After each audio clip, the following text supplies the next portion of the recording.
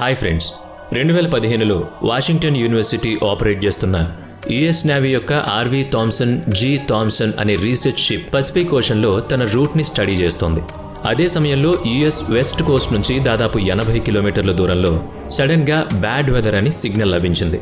దాంతో షిప్ని అక్కడికక్కడే హోల్డ్ చేయాల్సి వచ్చింది. అప్పుడు షిప్ యొక్క సోనార్ ఓషన్ సర్ఫేస్లో కొన్ని బబుల్స్ని ఐడెంటిఫై చేసింది. వాటిని చూసి అవి మీథేన్ గ్యాస్ బబుల్స్ అయి ఉంటాయని అంతా అనుకున్నారు. ఎందుకంటే ఎన్నో సబ్మెర్సిబుల్ యుఎస్ వెస్ట్ కోస్ట్ దరిదాపుల్లో ఇలాంటి మీథేన్ బబుల్స్ని చాలాసార్లు ఎక్స్పీరియన్స్ చేశారు. కానీ ష్యూరిటీ కోసం ఆర్వి థామ్సన్ క్రూ ఆ బబుల్స్ని డీటెయిల్డ్గా స్టడీ చేయడం మొదలుపెట్టింది. ఈ ప్రయత్నం తర్వాత వారికి ఒక పెద్ద షాక్ తగిలింది.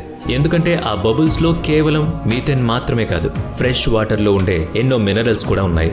ఇలాంటి మినరల్స్ సముద్రం మధ్యలో దొరకడం ఆల్మోస్ట్ ఇంపాసిబుల్ అవుతుంది. దాంతో ఇక్కడ ఒక ప్రశ్న రేజ్ అవుతుంది. అసలు ఈ కాంపోనెంట్స్కి ఎగ్జాక్ట్ సోర్స్ ఎక్కడ ఉంది? ఈ విషయాన్ని తెలుసుకోవడానికి షిప్లో ఉన్న ఓషనోగ్రఫీ ఎక్స్పర్ట్ బ్రెండన్ ఫిలిప్ తన టీం సహాయంతో రూప్స్ రోబోట్ని సీ బెల్ట్ వైపుకి పంపించాడు. అక్కడ ఉన్నదాన్ని చూసి అందరూ ఆశ్చర్యపోయారు. ఆ రోబోట్ సీ బెల్ట్ మీద normal sea cucumber, crabs, snails మరియు సాఫ్ట్ కాల్స్తో కొన్ని విచిత్రమైన జీవులను చూసింది. రాక్ ఫిష్, ఆల్పోట్, హ్యాగ్ ఫిష్, సీ ఎనిమోన్స్ లాంటి ఎన్నో ఆక్వా క్రీచర్స్ని మ్యాక్సిమం బ్రేకిష్ వాటర్లో నిరూపిస్తూ ఉంటాయి. ఫ్రెష్ వాటర్, సీ వాటర్ కలిసే ప్రదేశాల్లో ఈ జీవులు జీవిస్తూ ఉంటాయి. అలాంటి ప్రదేశాల్లో సాల్ట్ డెన్సిటీ తక్కువగా ఉండడం వల్ల ఈ జీవులు నివసించడానికి వీలుగా ఉంటుంది. ఈ అనూహ్యమైన డిస్కవరీతో ఇక్కడ ఇంకో ప్రశ్న రైజ్ అయింది. బ్యాకిష్ వాటర్లో జీవించే జీవులు ఓషన్ వాటర్లో అసలు ఎలా జీవించగలుగుతున్నాయి?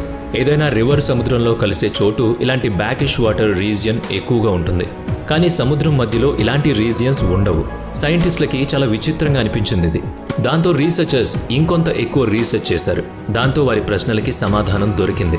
వాటర్ సర్ఫేస్ నుంచి 11 కిలోమీటర్ల లోపల పసిఫిక్ ఓషన్ సీ బెల్ట్ మీద మల్టిప్లై హోల్స్ ఉన్నట్లు రోబోట్ గుర్తించింది. ఆ హోల్స్ నుంచి ఫ్రెష్ వాటర్ చాలా వేగంగా బయటకు వస్తుంది. అందువల్లే ఆ చుట్టూ ఉన్న వాటర్ టెంపరేచర్ 9 డిగ్రీలు ఎక్కువగా ఉంది.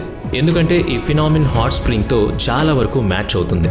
అందుకే షిప్లో ఉన్న రీసెర్చర్స్ తమ రీసెర్చ్ని కొనసాగించకుండా ఒడ్డుకి తిరిగి వెళ్ళిపోయారు. కానీ ఇది ఆరంభం మాత్రమే అవుతుంది. 2015 నుంచి 2023 వరకు వేరే రీసెర్చర్స్ దీని మీద కంటిన్యూస్గా రీసెర్చ్ చేశారు. ఆ రీసెర్చ్ ద్వారా వాళ్ళు ఎన్నో శాంపిల్స్ మరియు డేటాని కలెక్ట్ చేశారు కూడా. అలా వాళ్ళు సంపాదించిన డేటాని కంప్యూటర్ సిమ్యులైజేషన్లో వేసిన తరువాత ఒక కన్క్లూజన్కి వచ్చారు. అదేంటంటే యుఎస్ వెస్ట్ కోస్ట్ నుంచి 80 కిలోమీటర్ల దూరంలో ఉన్న ఈ ప్రదేశం ఒక సాధారణ హాట్ స్ప్రింగ్ కాదు. ఈ ఫినామినాని సీరియస్గా తీసుకోవాలని రీసెర్చర్స్ భావించారు. ఆ రోజు నుంచి దాదాపు 300 సంవత్సరాల ముందు, అంటే 26 జనవరి 1700 ఇయర్లో పసిఫిక్ ఓషన్లో వచ్చిన భూకంపం సృష్టించిన విధ్వంసం మళ్ళీ రిపీట్ అవుతుందేమోనని సైంటిస్టులు భయపడ్డారు. మేబీ ఇన్సిడెంట్ గురించి మీకు తెలిసి ఉండకపోవచ్చు. 26 జనవరి 1700 సంవత్సరంలో కెనడా యొక్క వాన్కోవర్ ఐస్లాండ్లో ఇప్పటి వరకు one of the deadliest earth quake వచ్చింది. ఈ భూకంపం 9.0 మ్యాగ్నిట్యూడ్తో వచ్చింది. అలా భూకంపం వల్ల వచ్చిన సునామీ వల్ల ఆ రోజు వాన్కోవర్ ఐస్లాండ్ యొక్క ప్యాంచినా బై రీజియన్లో ఉన్న ప్రతి ఒక్క ఇల్లు, అందులో ఉన్న మనుషులు ఈ భయంకర సునామీలో కొట్టుకుపోయారు. ఇలా సునామీ ద్వారా వచ్చిన ఉప్పు నీరు యుఎస్ ఆరిజిన్ మరియు వాషింగ్టన్ స్టేట్ గోస్ట్ ఫారెస్ట్ వరకు చేరింది. దాంతో అక్కడ ఉన్న చెట్లు, మొక్కలు అన్నీ కూడా నాశనం అయిపోయాయి. ఈ రోజుకి కూడా అక్కడ కేవలం ట్రీ స్టెమ్స్ మాత్రమే ఉన్నాయి. 1700వ సంవత్సరంలో వచ్చిన భూకంప ప్రభావం ఎంత ఎక్కువగా ఉండిందంటే నార్త్ అమెరికా వెస్ట్ కోస్ట్తో పాటు ఆ ఐస్లాండ్కి 7340 కిలోమీటర్ల దూరంలో ఉన్న జపాన్ కూడా ఎఫెక్ట్ అయింది. ఈ ఎర్త్ క్వేక్ వల్ల జపాన్ 40 మీటర్స్ ఎత్తున ఉన్న సునామీని ఎదుర్కోవాల్సి వచ్చింది. ఈ ప్రమాదంలో దాదాపుగా 20,000 మంది చనిపోయారు. ఆ రోజు సునామీ రావడానికి గల కారణం గురించి ఎవ్వరికీ కూడా ఇప్పటికీ తెలియదు. అందుకే ఆ సునామీకి ద ఆర్ఫన్ సునామీ అని పేరు పెట్టారు.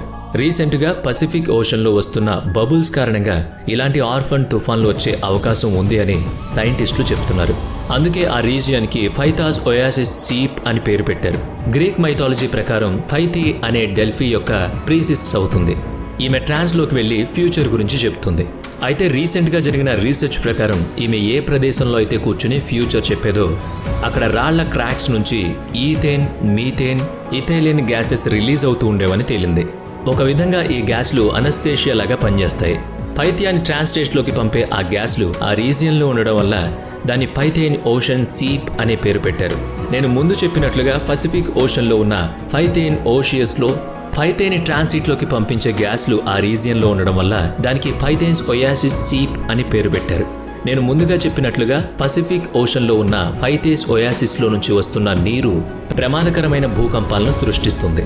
ఇక్కడ ఓషన్ లీక్స్ మరియు ఎర్త్క్వేక్స్కి మధ్యనున్న కనెక్టింగ్ లింక్ అని అర్థం చేసుకోవడానికి మనం బేసిక్ నుంచి మొదలు పెట్టాల్సి ఉంటుంది.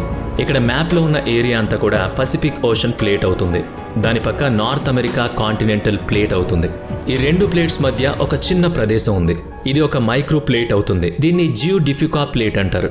ఇది కూడా ఒక విధమైన ఓషనిక్ ప్లేట్ అవుతుంది. ఇక్కడ జియోడిఫికా ప్లేట్ మరియు పసిఫిక్ ప్లేట్లు డివరేజెన్స్ ప్లేట్స్ అవుతాయి. అంటే ఈ రెండు ఒకదాని నుంచి ఇంకొకటి దూరంగా వెళ్తాయి. అందువల్ల జియోడిఫికా ప్లేట్ కాంటినెంటల్ ప్లేట్తో కొలైడ్ అయి సబ్డక్ట్ అవుతుంది. అంటే ఇక్కడ సబ్జెక్షన్ జోన్ క్రియేట్ అవుతుంది. ఈ జోన్కి క్యాస్కడియా సబ్జెక్షన్ జోన్ అని పేరు పెట్టారు. ఈ పూర్తి సబ్డక్షన్ జోన్ని మెగా థ్రస్ట్ ఏరియా అంటారు. ఎందుకంటే రీసెర్చర్స్ ప్రకారం ఈ ఏరియా ఎర్త్క్వేక్స్, ల్యాండ్ స్లైడ్స్ మరియు సునామీ లాంటి ఎన్నో జియోలాజికల్ డిజాస్టర్స్కి రెస్పాన్సిబుల్ అవుతుంది.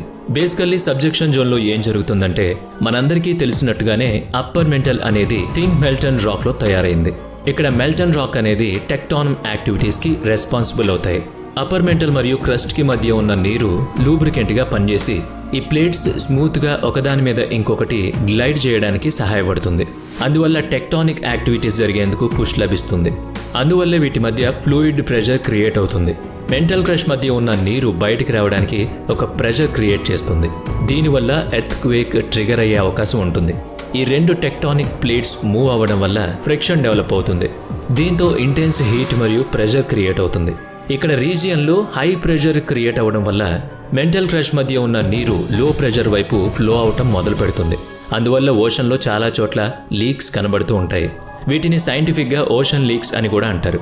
ఫిక్షన్ వల్ల ఆల్రెడీ ఇక్కడ టెంపరేచర్ ఎక్కువగా ఉంది. అందువల్ల హోల్స్ నుంచి లీక్ అయిన నీరు ఓషన్ వాటర్ కంటే వేడిగా ఉంటుంది. మెటల్ మరియు క్రష్ మధ్య నీరు రిజర్వ్స్ ఫ్రెష్ వాటర్ రిజర్వ్స్ అవుతాయి.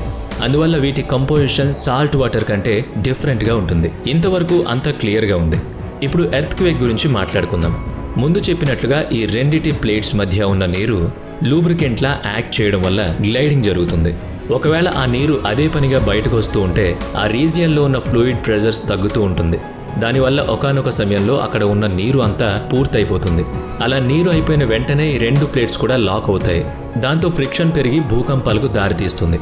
సైంటిస్టుల ప్రకారం ఈ టెక్టానిక్ ప్లేట్స్ మధ్య ఉన్న నీటి క్వాంటిటీ తగ్గుతూ వస్తుంది. ఒకవేళ అదే కంటిన్యూగా అవుతూ ఉంటే 2050 కల్లా ఎర్త్క్వేక్ వచ్చే అవకాశం 37% వరకు ఉంది. ఒకవేళ అప్పుడు మిస్ అయిన 2100 కల్లా భూకంపం వచ్చే అవకాశం 90% వరకు పెరుగుతుంది. అంటే 22వ సెంచరీలో హిస్టరీలోనే అతిపెద్ద జియోలాజికల్ డిజాస్టర్స్ రాబోతుంది అని మనం క్లియర్గా చెప్పొచ్చు. అది హ్యూమన్ హిస్టరీలోనే అతిపెద్ద భూకంపమైన ప్రకృతి విపత్తు అవుతుంది. ఎందుకంటే రిచర్ మ్యాగ్నిట్యూడ్ స్కేల్ ప్రకారం 8 మ్యాగ్నిట్యూడ్ ఎర్త్క్వేక్ అనేది 1000 హిరోషిమా బాంబ్స్ కంటే ఎక్కువ విధ్వంసం సృష్టిస్తుంది కూడా. అంటే ఫ్యూచర్లో వచ్చే ఈ భూకంపం వల్ల ఇంకెంత విధ్వంసం జరుగుతుందో ఒక్కసారి మీరే ఇమాజిన్ చేసుకోండి.